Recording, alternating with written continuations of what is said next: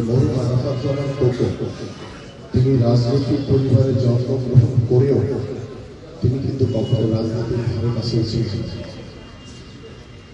তিনি এমন একটি পরিবারে জন্মগ্রহণ করেছেন যার পিতা শহীদ রাষ্ট্রপতি জিয়াউর রহমান মহান স্বাধীনতা যুদ্ধের ঘোষণা দিয়েছিলেন।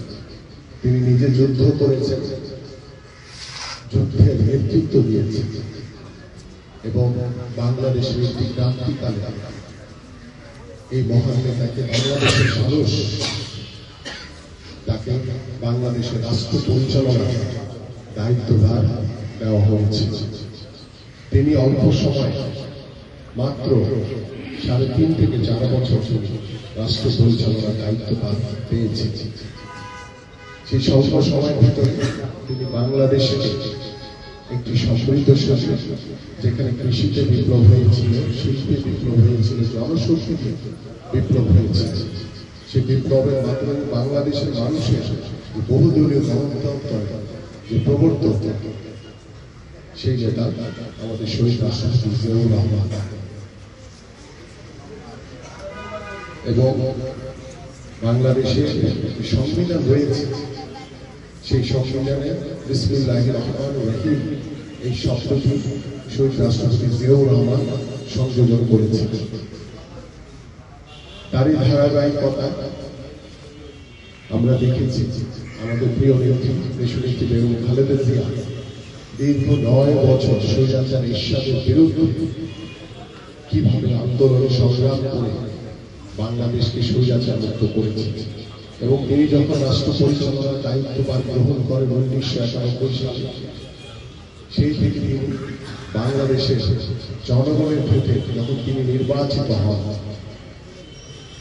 সেই ভোটে নির্বাচিত হওয়ার পরে বাংলাদেশকে কিভাবে একটি সুন্দরভাবে গড়ে তোলার জন্য বাংলাদেশের গণতন্ত্র আবারও তিনি পুনরুদ্ধার করেছেন।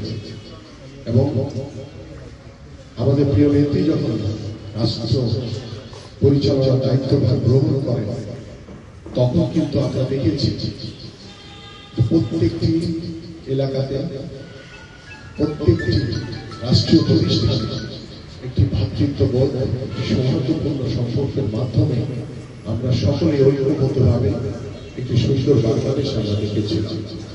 বা পর্যায়ক্রমে যখন 1-11 তৈরি হইল এবং সেই 1-11-এর যে স্বৈরাচার সরকারের পক্ষে যারা সমর্থন দিয়েছিল, সেই স্বৈরাচার সরকার শেখ হাসিনা গত 17 বছর ধরে বাংলাদেশকে ধ্বংসের পথে নিয়ে গেছে, বাংলাদেশের সকল রাষ্ট্রীয় প্রতিষ্ঠানগুলোকে ধ্বংস করে দিয়েছে। বাংলাদেশের প্রত্যেকটি সেক্টরে সিন্ডিকেটের মাধ্যমে বাংলাদেশের দ্রব্যমূল্য থেকে শুরু করে বিচার বিভাগ, বাক স্বাধীনতা, সংবাদপত্রের স্বাধীনতা, মানবাধিকার সবকিছু ধূলিসাৎ হয়ে গেছে।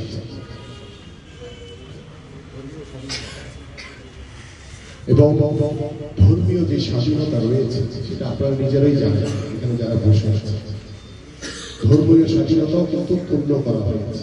কারণ আমরা বিশ্বাস করি বাংলাদেশ একটি অস্বার্থপর দেশ, ধর্ম যার যার, রাষ্ট্র সমাজ। আমরা এই প্রতিপাদ্যতে আমরা বিশ্বাস করি এবং আমরা মুসলমান, হিন্দু, বৌদ্ধ, খ্রিস্টান থেকে শুরু করি আমরা সকলেই একটি পরিবারের মতো একই ছাদের নিচে একই এলাকায় বসবাস করি। কিন্তু এই স্বৈরাচার শেখ হাসিনা সরকার বাংলাদেশের বিভিন্ন সময় এই যে হিন্দু সম্প্রদায় বা বিভিন্ন মন্দিরে কিংবা মসজিদে বিভিন্ন হামলা চালিয়ে সেটা তারা গত 17 বছর ধরে বিএনপির উপরে চাপিয়ে দিয়েছে। কিন্তু গত 17 বছর পরে এখন সবকিছু বের হয়ে আসতেছে, এখন প্রমাণিত হচ্ছে যে এটা বিএনপি বা অন্য কেউ করে, এটা করেছে স্বৈরাচার সরকারের প্রেতাত্মা।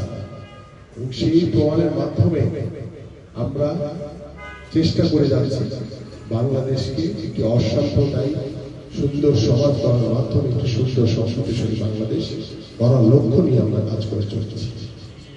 এবং আমাদের গত 17 বছর ধরে আমাদের বহু নেতাদেরকে, বহু ভাইদেরকে গুম করা হয়েছে, হত্যা করা হয়েছে। অনেকে বক্তব্য বরণ করে অসহায় জীবন যাপন করেছে।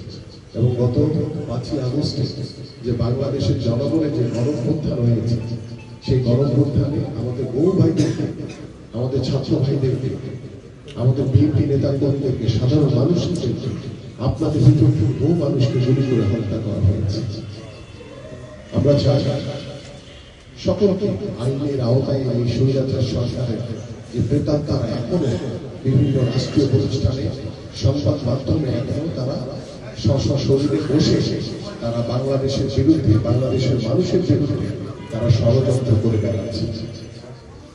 সেই ষড়যন্ত্র মোকাবেলার জন্য আমরা অন্তর্বর্তীকালীন সরকারকে বারবার আহ্বান করছি যে এই স্বৈরাচার প্রেতাত্মাদেরকে আপনারা নির্মূল করেন, অপসারণ করেন এবং তাদেরকে আইনের আওতায় এনে তাদের বিচার করেন।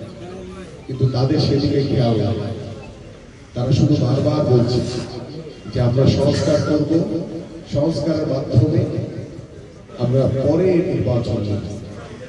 কখন নির্বাচন দিবে সেটা বলে না, কিন্তু বাংলাদেশের মানুষ এই অন্তর্বর্তীকালীন সরকারকে যে সমর্থন দিয়েছে একটি নিরপেক্ষ সরকার হিসেবে, আমরা যে সমর্থন দিয়েছি একটি নিরপেক্ষ সরকার হিসেবে, সেই নিরপেক্ষতা নিয়ে এখন প্রশ্ন উঠেছে। কারণ বাংলাদেশের মানুষ তাদেরকে সমর্থন দিয়েছে, তারা নিরপেক্ষভাবে বাংলাদেশের মানুষের যে একটি প্রত্যাশা, গত 15 বছর ধরে কেউ ভোট দিতে পারে না। বাংলাদেশের মানুষের যে চাওয়া একটি অবাধ সুষ্ঠু নির্বাচন, সেই নির্বাচনের মাধ্যমে বাংলাদেশের জনগণের সরকার প্রতিষ্ঠা হবে। সেই জনগণের সরকারের কাছে বাংলাদেশের জনগণ সবসময় নিরাপদ থাকবে, শান্তিতে থাকবে, এই প্রত্যাশা। কিন্তু এই অন্তর্বর্তীকালীন